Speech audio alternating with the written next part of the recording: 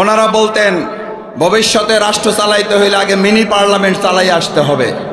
Mini parliament চালান, তারপরে মানুষ বিবেচনা করবে আপনারা ফুল পার্লামেন্ট চালাইতে পারেন কিনা। মিনি পার্লামেন্ট ঢাকা বিশ্ববিদ্যালয় সংসদ, মিনি পার্লামেন্ট চট্টগ্রাম বিশ্ববিদ্যালয় ছাত্র সংসদ, মিনি পার্লামেন্ট রাজশাহী বিশ্ববিদ্যালয় ছাত্র সংসদ, মিনি পার্লামেন্ট জাহাঙ্গীরনগর বিশ্ববিদ্যালয় ছাত্র সংসদ। আজ তাদের কথা দিয়ে তাদেরকে জিজ্ঞেস করতে চাই, মিনি পার্লামেন্ট যখন হয় তখন আপনারা বলেছিলেন ওখানে তো আমাদের ছাড়া কাকে ভোট দেবে, দেওয়ার তো কেউ নাই।